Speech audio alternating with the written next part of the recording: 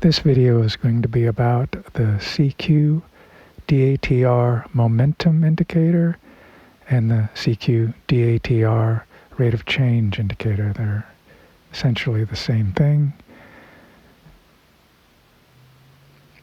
This up here, this is the normal momentum indicator you'd find in MT4, set at 14. This is the DATR momentum indicator, set at 14. For here, the up momentum is increasing, the down momentum is increasing. It's kind of a weird way to do it. You know, you would think that this is just the momentum is decreasing, but it's not read like that. If it's going sideways, then there's no momentum either way. So like here, it took a little bit for this to catch on, but anyway, with this, orange is the down momentum, the blue is the up momentum. Like for example, you would try and get this when, say, the down momentum is either staying the same. When it's gray, it's staying the same. When it's brown like this, it's decreasing. When it's a brighter color, it's increasing. So if all your other indicators agreed, you could possibly enter there. I think this may help some of you with finding the right entry, or when trying to determine when the momentum is over, maybe as an exit indicator. The interface, there are two DATR modes. One is calculated using the open and close. The other is calculated using the high and low. Basically, the DATR is if the close is above the open, then the close minus the open would go into the up buffer. If the close is below the open, then it would be the open minus the close. That would go into the down buffer. And the same thing would apply for the high and low, except that the high and low would go into the up buffer or the down buffer. So this input period, you can stretch it out a little bit, make it longer, and you can see this is what a 10 value would do. This is what it originally looked like. This is what it currently, having a 10. You can see it sort of pushes everything to the right, a little slower.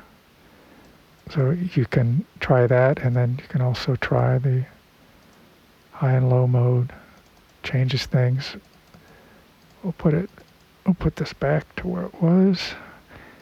And then the momentum mode, you can change the type of moving average that's used to smooth the DATR out. Then there's an actual smooth function where 3 is good for some of them. And again, it depends on how fast or slow your system is. But you can see how this makes it a little easier to read. It's not quite as choppy. And then I added this candle distance, which is it's being bypassed right now. We'll put it to 10, and you can see that's what it currently looks like. And we'll put that to 10. It's 0.5.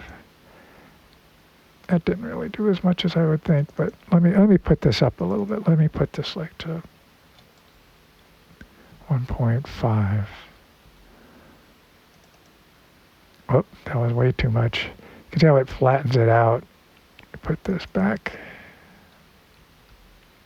What this mode does is, say we're on this candle, price has to move above this previous candle by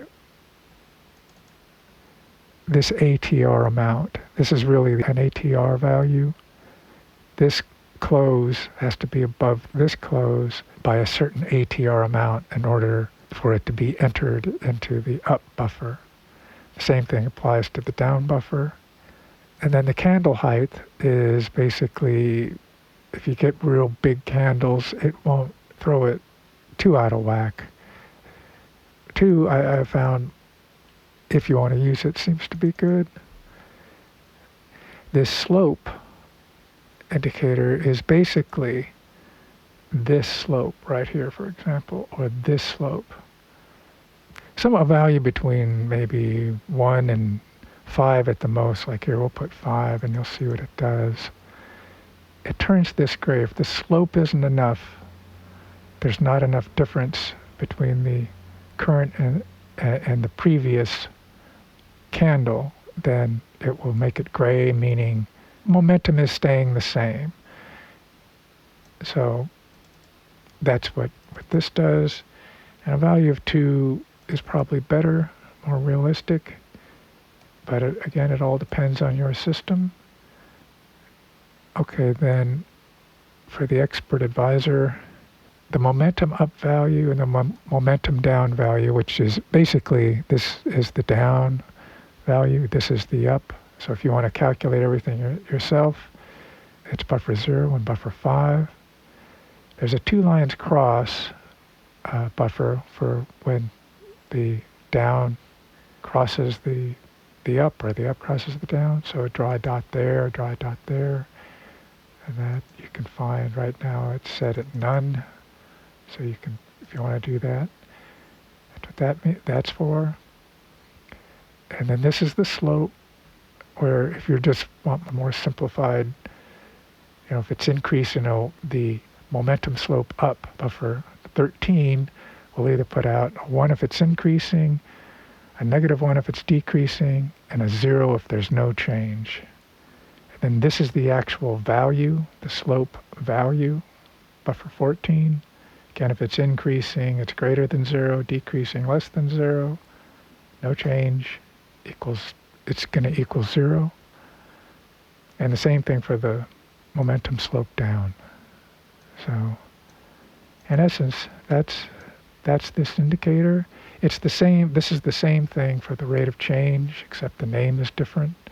From what I can tell, they're the exact same thing, just calculated a little differently. So have fun.